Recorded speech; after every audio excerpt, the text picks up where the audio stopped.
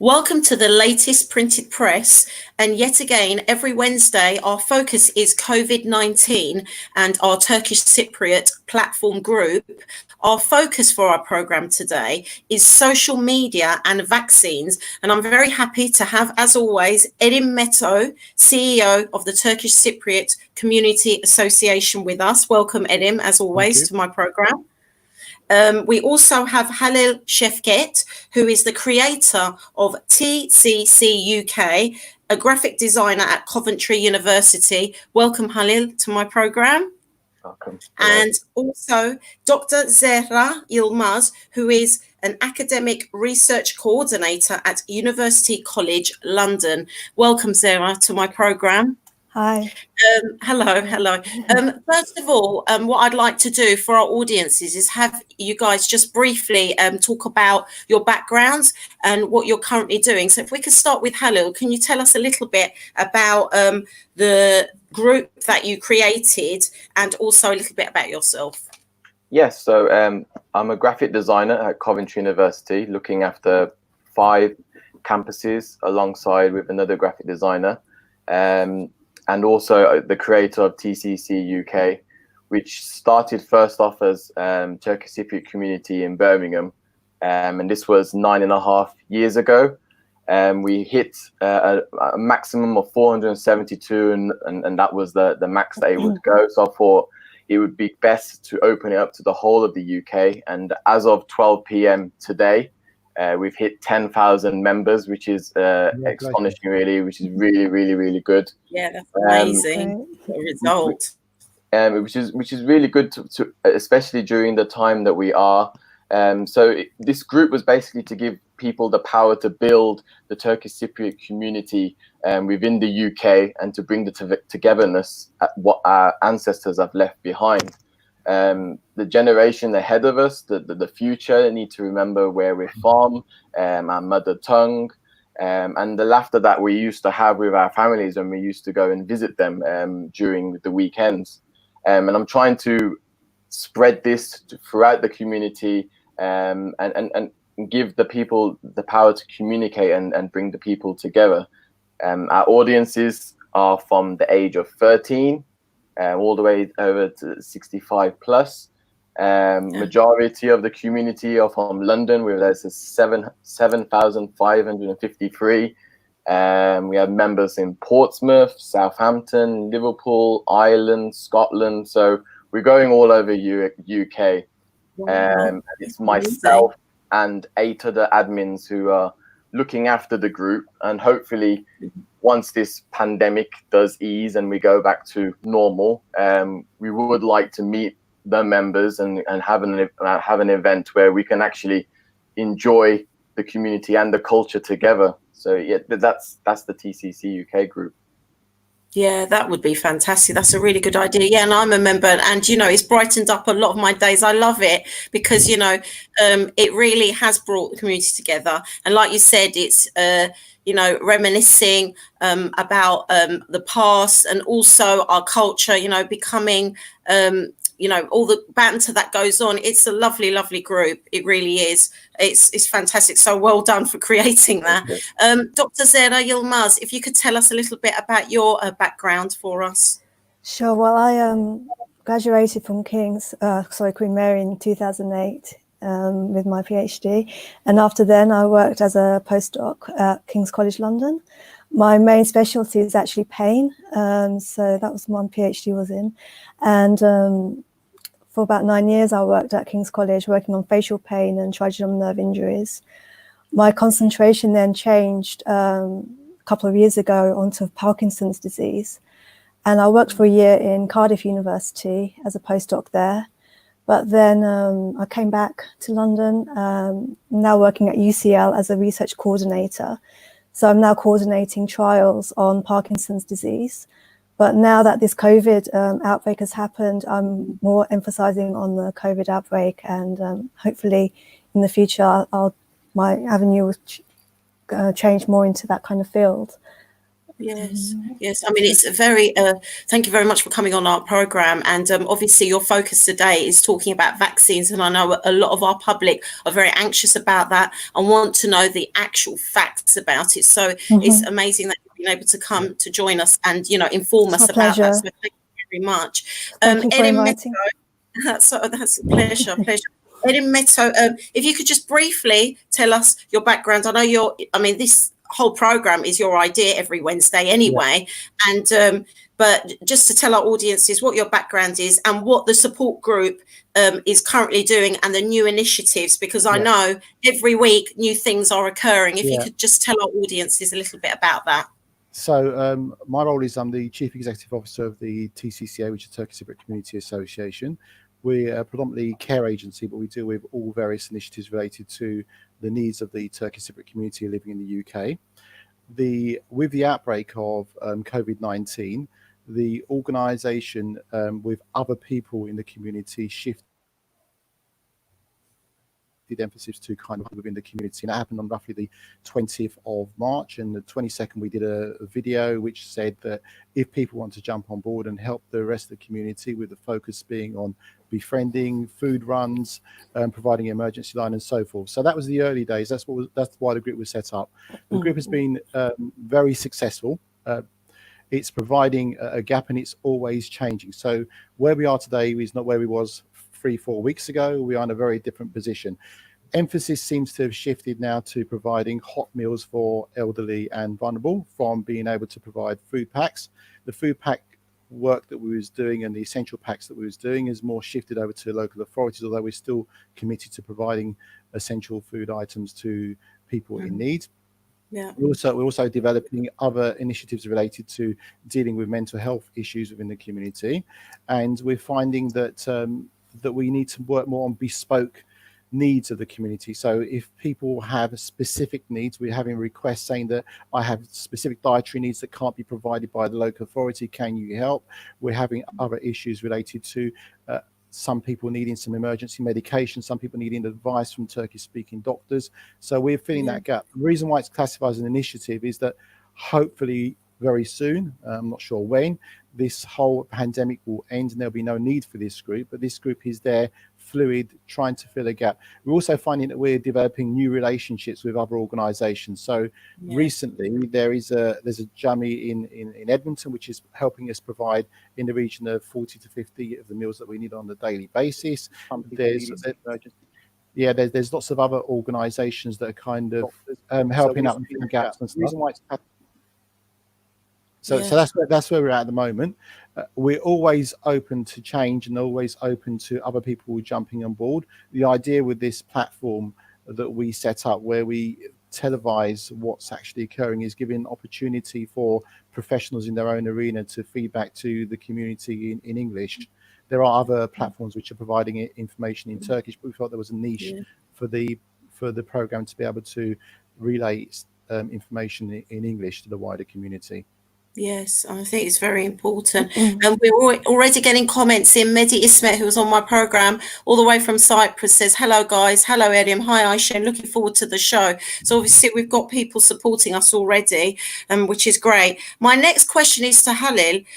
With non-key workers asked to stay at home, how has the way we've used social media changed? How do we ensure that we get the most out of it? Good question.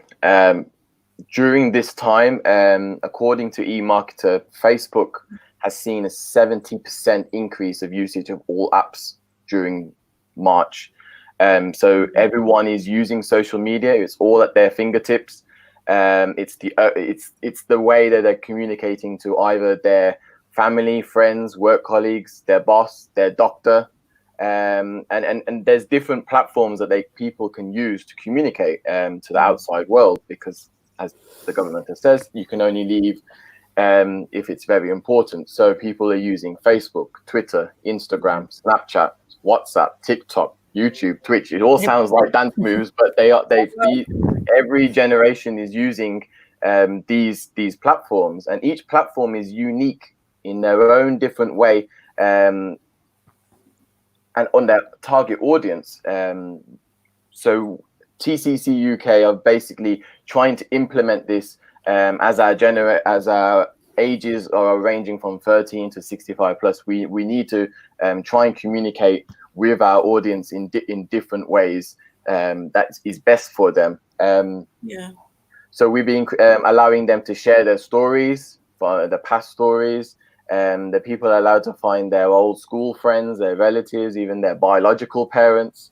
They're sharing recipes that are passing down from their grandparents, which is keeping people busy. They're sharing music, nostalgia music, all the way from the 1950s all the way to present. We are even having Hüseyin Erdinç, a saz player from Kelebekler, and even his dad coming on and entertaining us during the evening. We're having old Turkish Cypriot words shared that we don't use anymore, like Putin and iskemli. And all I know, I like that. Which one is it? Which is good because it's bringing back memories, and you would also ask, and you I say Putin all the way. you wouldn't say it yourself, but your grandparents have said it, and it's like I wouldn't say that, no, but that's certainly my grandparents. So then we have different the talents coming on board, where our youngest is 9-year-old rap twins. They're keeping us entertained with their Ice Baby and just keeping us positive. We also had our sorry. No, I was going to say it's very important for our well-being, isn't it? You know, there's been lots of articles about the fact that you've got to keep your morale high. You've got to think about your well-being. And actually, through your group, we're using social media in a positive way. It's actually bringing a community together rather than isolating. It's actually bringing us together because that's the only way we can communicate at the moment. Exactly, but you were going to say? So we did our very first 23 Nisan. Online, as we couldn't go out, so this is National Sovereignty and Children's Day. We created a party for children so they can have entertainment provided by children. I read the Andamız, which I normally do at Turkish school. I got really emotional about it and like choked up about it, but it meant something. And the fact that we couldn't spend this time with our children celebrating it, they're going through the same as everybody else. They're locked up at home. They can't use the social media, but us as parents are using this platform for them to give them that entertainment away from homeschooling of it, and show them the culture and what we do. So we're trying to communicate to all of the generations, and we're trying to make sure as well that there is a Monday, Tuesday, Wednesday, Thursday, and Friday, and not this day, that day, and that different. So we're trying to create something on each day. So on Mondays, we try and give positive motivation to them. On Tuesdays, we try and allow people to speak Turkish, even if they're the second or third generation. Wednesdays is Business Wednesday, so people can allow people to share their businesses, so they can go to family and friends if people need their shopping to picked up. It's a way for them to kind of say, help, I need food in the house. Thursdays we give beauty tips, so that obviously during now everyone is washing their hands for 20 seconds, I'm hoping, but obviously people are seeing their hands cracked and whatnot. So one of our admins who's got a huge experience in beauty and skincare, she's been sharing some tips on Thursdays where how you can moisturize after you wash and all of this that goes alongside it. Then we have Melis Cooks, the talented Melis Cooks, who shares her posts on Sundays. So it's been very, very let's say we're keeping them all entertained, and I think it needs to be done during this time, even if it's for an hour or 2 hours, where they're taking themselves off news and going to our social media platform, which we're trying to create as an escapism for some people. We're trying to reduce the stress, too much stress and too much news about COVID-19, which isn't true. So we're making sure that we're researching, we're making sure that We've been correct making that news point. is being delivered from NHS, from World Health Organization, because we want to create a safe haven. And if they're coming to our group and they're ending up being stressed as well, then we're not doing the job that we're meant to be. This group is meant to be doing. I think, that's a very big point. We've been saying this again and again on my program as well, that you've got to have a responsibility not only of what you read, but what you share on social media, because we can all share lots of things, but you need to research and actually share the factual things, because it can stress people, especially our elderly. We've got so many comments coming in, and this point that I've just made, we're going to link in with Zehra now, and she's going to tell us a little bit more factual stuff about vaccines. But just before that, Naz is saying, great show, guys. Yilsen is saying, hello, people. Gilai saying it's definitely put in, yes. Thanks, TCC UK, for such a great group. Well done, everyone. Great show. So lots of positive comments. But obviously, what's on everyone's mind at the moment is the vaccine. We're all looking for a vaccine. I mean, how close are we? What is happening around the world to ensure that we have one? Well, we've got about 500 odd trials now going on around the world, so that hopefully we can develop an effective vaccine. We know that £20 million has been pledged by the UK government to Oxford University, and a further 22 million has been pledged to Imperial College London to help fund these trials in the UK. The lead at Imperial College is Professor Shattock, and at the Jenner Institute at Oxford is Professor Andrew Pollard and Professor Sarah Gilbert. And they just started a phase 2 trial on younger healthy adults on the 23rd of April. Now they've recruited about 800 healthy volunteers. One half of those are going to receive actually a test vaccine, while remaining people will receive a control vaccine for meningitis. Previous teams have done similar work, so it's hopeful that this will then be rolled out to like the older age groups. Obviously, but this will depend on the results of these trials. Obviously, the speed as well at which this happens depends on the results of these trials.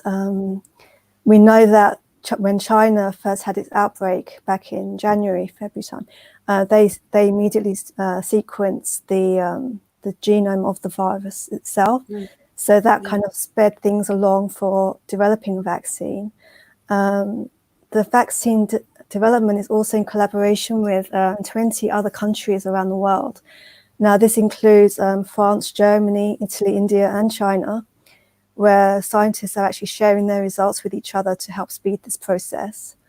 In terms of a timescale, I don't really want to say specifically when it's going to be, because we don't know the results of these tests yet, of these trials.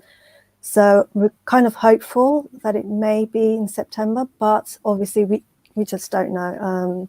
It just depends on these trials. I mean, that's so soon anyway, isn't it? I mean, that's a miracle if it happens in September, because normally it takes years, doesn't it, to actually... it can take anything between 12 to 18 months to develop a vaccine.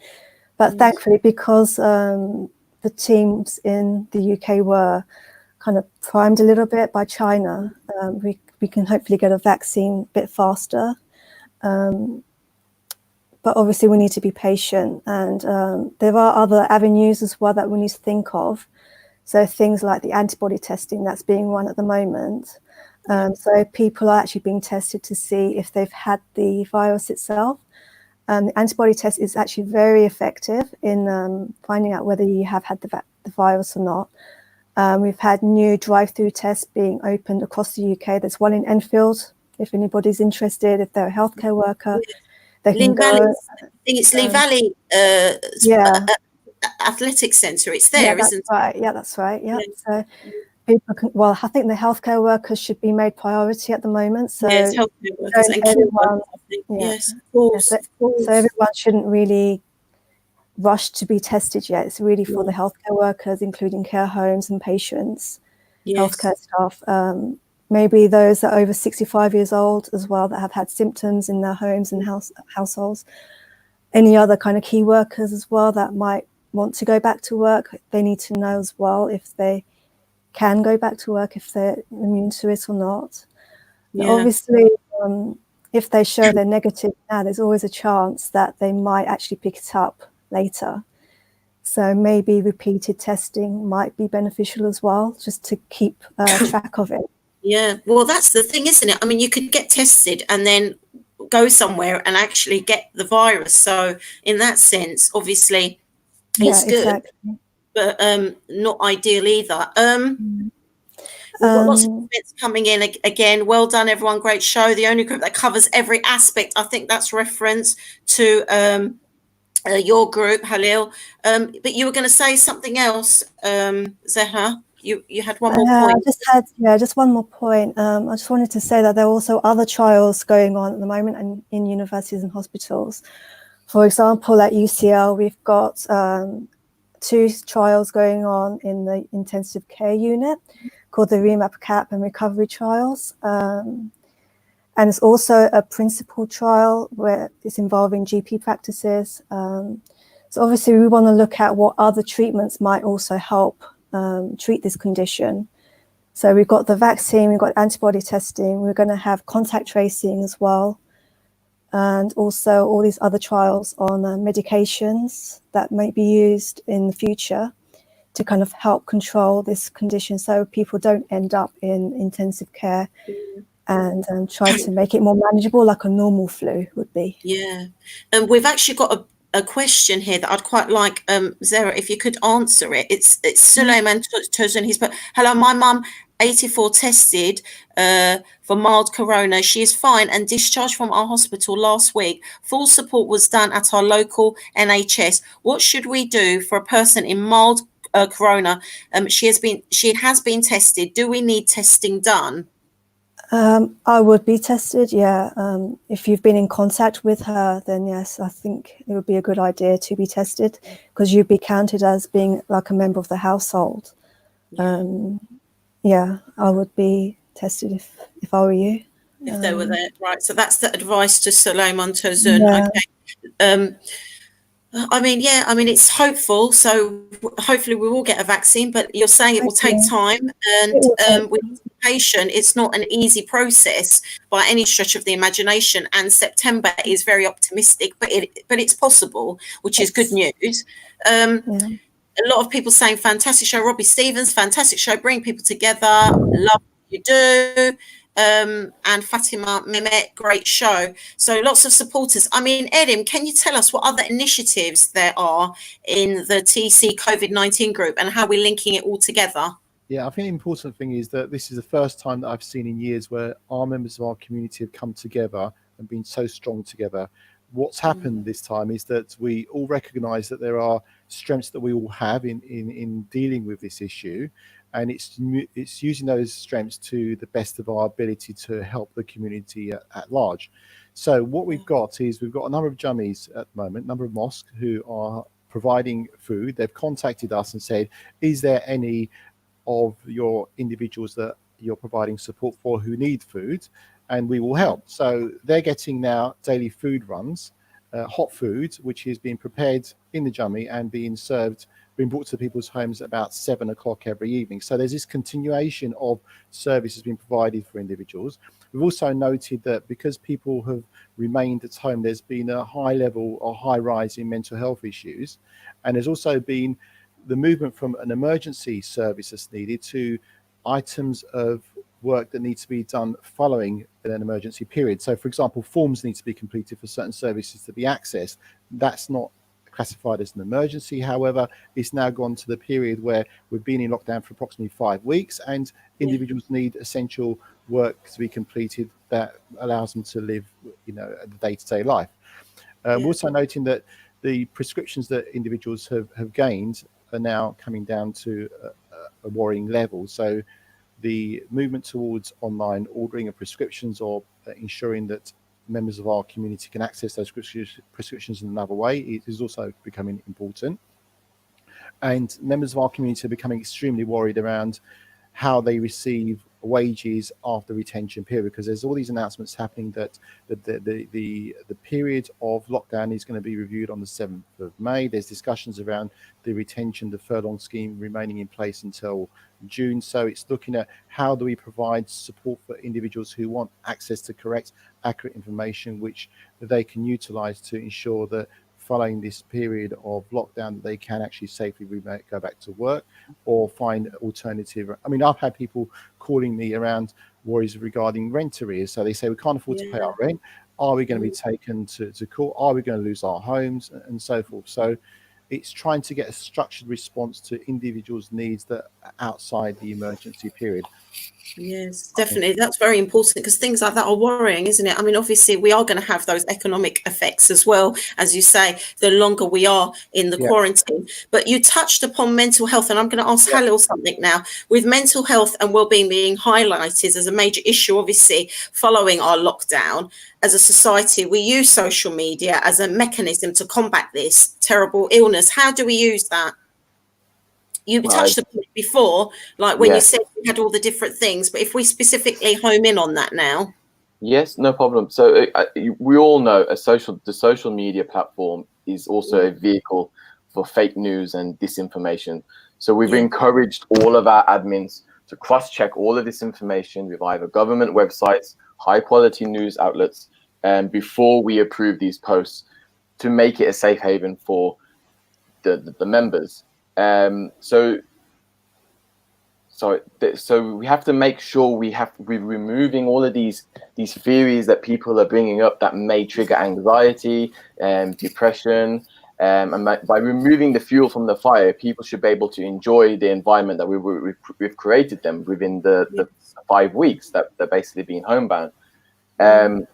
Also, where I mentioned in the last question, we've created numerous live entertainment shows to get them out of that mindset of them having anxiety or thinking more about it, and giving them a bit of entertainment to take their mind off it.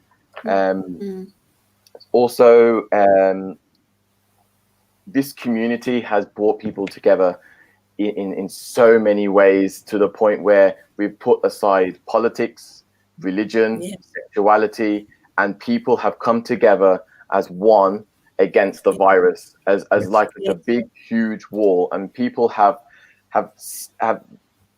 built up all the friendship and trust and kept the community going together, and this is really, really good to see. And it's also very emotional to know that this group wasn't just created for the COVID-19 because it was created before, but now people are using it to their own use, to escape, to ask questions, to feel wanted, because everyone feels alone at home, but they're finding ways of communicating on our group, whether they're doing live chat, for example, that you can do through Facebook Messenger. So what I do with my parents or with my friends, what we do in Facebook Messenger is you can play games, and it changes your face.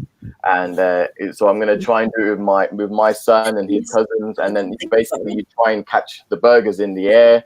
So just to entertain them, because they obviously kids want to be with other people, and we want to speak to other people. We used to go into cafes. We used to going to the gym. We used to doing so many things that we can't do, that we're now homebound, and we have to find a way of going around this and doing this at home. So I don't know if anyone's seen on YouTube, there's PE with Joe Wicks, so you can do PE in the mornings. I know there's a few. It's really good, especially for me. Even though we're going to the store cupboard to eat those gin alis and top cakes, they're still piling on the plate. We're still doing a bit of exercise. And it's easy. I can actually follow it as well, because I'm not great at exercise at the best of times. So it is good. But what you're saying is that you actually are more conscious, though, of what you filter through into your group, because I think that's a very good point. You've become much more conscious of that, of the content, but at the same time, the content has grown, and you felt like it's on its own, sort of generically, like sort of grown on its own, and sort of adapted to these times, which is great. And I do like the fact that on your group, people feel free to ask like like very light-hearted questions. I've never seen that on any group, and I think that's so lovely because it gives people a bit of a voice, but they don't have to go into any depth or detail. It's just like a little question, maybe reminiscing something like, oh, does everyone remember your nan's hilimli or something? And then everyone just starts to comment, and everyone's very supportive as well. Exactly. Everyone's always very positive. You know, no one says anything negative, and I think that's very important, again, to reiterate, as we're moving on in these times. Be responsible for what you post. Think about it. Think about the knock-on effects. Yes, that's I think this group where we've had to see is we're not posting it for what the community is no more. We have to actually think about the audience and what the audience wants to hear and what the audience wants to see. And we've been doing a little bit of research. All of our admins are looking into how we can do different ways that we can interact with them. Whether this is, we may even have a sports show just to get those that are actually missing football to have a bit of banter and talk about the football that's happening in the UK, in Turkey, in Cyprus. We're doing a magazine show on the Thursdays and Fridays so that they can get to have a bit of live entertainment from the Kelebekler. We're having Eray and the Aziz show this Thursday for a bit of comedy. And to me, this has been how I say in Turkish is ilaç oldu bize. It's a medicine. All of this laughter and all of this family orientated love has allowed it to be like a medicine for everyone, that and it's become closer. And it is so nice to hear music from talented people, to hear people singing, because they're forgetting about what's happening around them and they're trying to keep everyone happy. And that's their way of saying, look, we're going to be okay. We're going to be fine. We're going to get through this.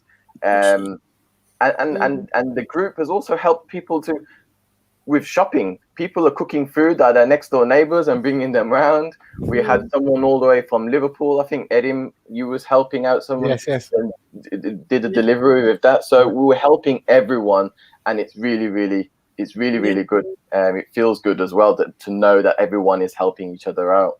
That's right. I think I'm going to give a shout out. Is that your mum, Des Chef Get? I'm proud of you, my son. Well done. Yeah. Right, we have to give a shout out to your mum. Wow, she must be. She should be proud of you. Yeah, it's brilliant. And I'm sure, you know, she's been always there. You know, she needs to give us tips how to be a good mum, I think, because my goodness, you're a lovely person. So yeah, I've embarrassed you now. Yeah, good as a patlıcan olduk artık. Aman Allah'ım. I mean, lots of positive comments. Ismet Karam Mehmet, well done to everyone. Yilsen Halil Ibrahim has created a very unique group that involves all of his members to take part in all sorts of topics. Helal olsun Halil Ibrahim. Şevket is Emine Osman. We've also got from Hussein Hoja, well done to you all. Stay blessed, all of you, for everything that you are all doing for the community. You know, so lots of positive comments, you know, which is so good to see. It's not heartache and gloom. It's actually all very, very positive. So I think we're sort of coming to that point. But obviously, the future is important. And from a medical perspective, Zehra, how can we be better prepared for any future pandemics or a mutation of COVID-19? Because obviously our health is also important. What can we do?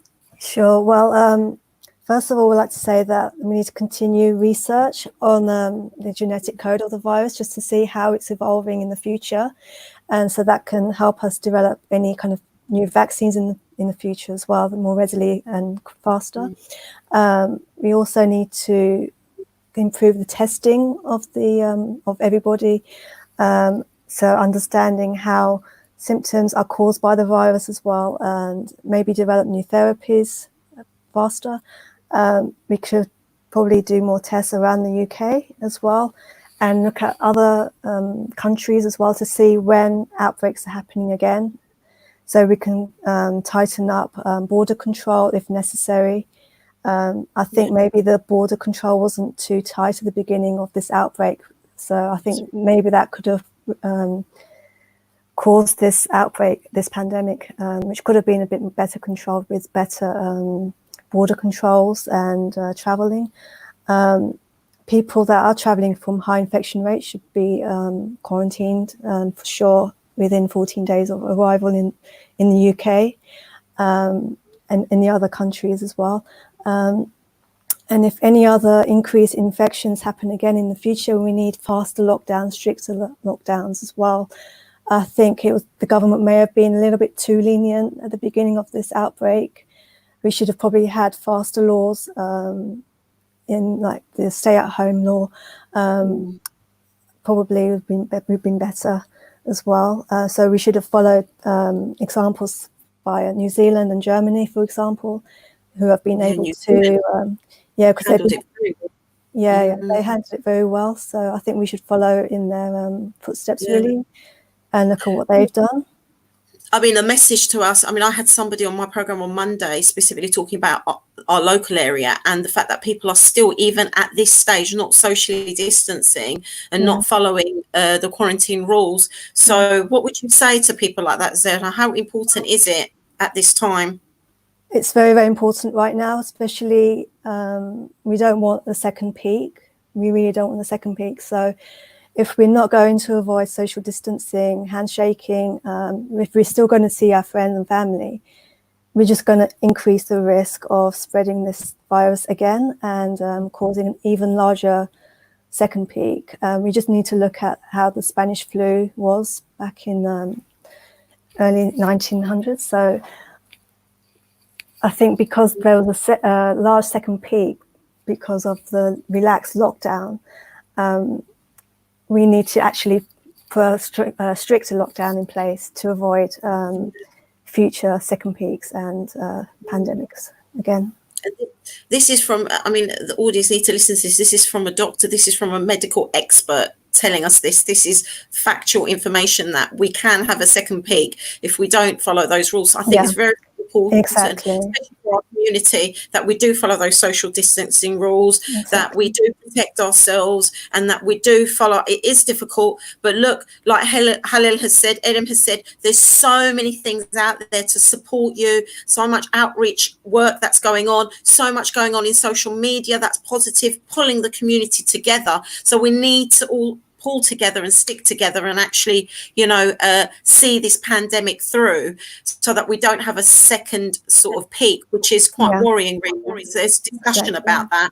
And I think really we do need to sort of carry on with the quarantine. And like you were saying, also, if you're traveling, to have that 2-week period, do you think that's going to be lasting for quite a while then, Zehra, that if we travel to us, we're going to have to be in quarantine for 2 weeks? Well, it depends on what the other country's situation is as well, and what kind of laws they're having in place. For example, I don't know, if we were going to Cyprus, for example, if the condition isn't too bad out there, then if we're able to spend a month out there, then happily go out there and spend a month. If you're happy to be in quarantine for 2 weeks just to be safe, just to ensure that you're not going to pass on anything to anybody, then by all means you can go. But it's difficult to say, very difficult to say right now. Yeah, we need to sort of just stick it through for at least another a couple more weeks, maybe a month, maybe more. It's been great. I mean, we've still got loads of comments coming in. Yilsen has said, Halil Ibrahim has created a very unique group that involves all of his members to take part in all sorts of topics. I already said that, but it was quite good for us to repeat that. Nazdoro, we are all proud of Halil and he has the whole admin's full support. It's just great. So much positive feedback about your group, Halil, honestly, and it's so positive. And obviously, Edin, with all the outreach work that you've done and all the information, Zehra, that you have shared with us today, thank you very much. We've actually gone over by 10 minutes of our program, but that's fine because it's been a great show. But just before we close, are there any messages that you'd like to relay? We'll start with Halil. Is there anything you'd like to say to our audiences before we close the program? Yes, definitely. All together as a community, we've accomplished many and great hurdles within this 5 weeks of this lockdown. Yes. If we can keep on doing what we are doing, staying indoors, stay home, everyone. Stay home. We will achieve this. We will do this together, standing strong with one another, and the community coming together whenever anyone cries for help. And this has been a very important thing. Take plenty of breaks from the digital world. Breathe in the natural world that has flourished while we stay at home. While the flora's increased, the fauna's increased. You've seen different animals now that are on the road, in rivers, in oceans. This is our chance, even during the Ramadan month, to reflect, to self-improve, to put aside our differences. And TCC UK existed before the COVID-19 and stands strong and supportive during COVID-19. And we will together continue with our lives after COVID-19. Do it for yourself, do it for your family, and do it for the world. Please stay home. Yes. Edim, anything you'd like to add to that? Well, what can I add? But what would I say is that there's people in our community who do outstanding work, which is not mentioned day in, day out. I like to mention a couple people each week if I can. There's a lady at our office is called Sultan. She on a weekly basis befriends 12 elderly people. She organizes food runs. She organizes the food that they get on a day in, day out basis. She's not spoken about, but she's there. She's doing it day in, day out. There's another lady who basically goes out called Aisha Bekir. She goes out in her car, does 7 to 8 people, bringing their shopping to their front door, leaving it, ensuring that they get fed.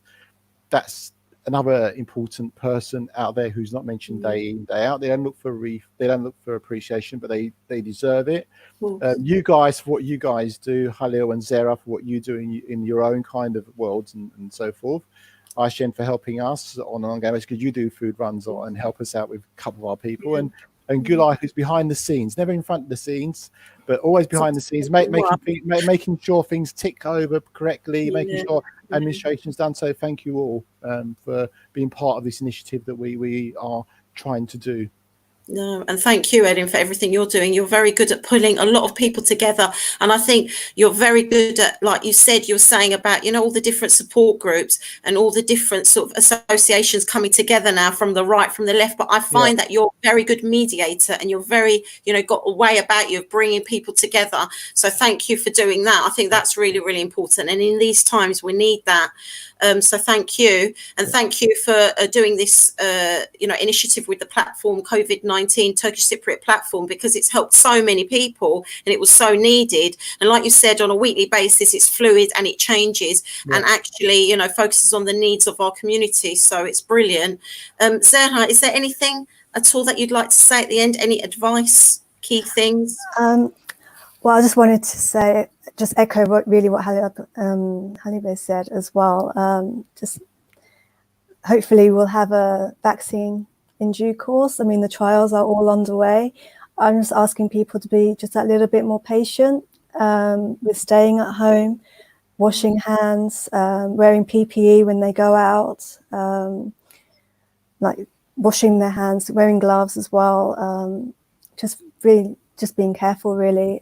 Even if the laws are relaxed in the next month or so, please still maintain that little bit of social distancing. Try not to. I know it's very hard for us, but try not to hug as much. And and the kissing on the hand as well for our elders, especially the elders. Just try and protect them from anything that they might catch. Just keep an eye on them, really, as well. And antibody testing is a way forward, I think, for the future. So hopefully that will help maintain this pandemic as well. And obviously new trials on therapies and medications will hopefully help control this pandemic in the future.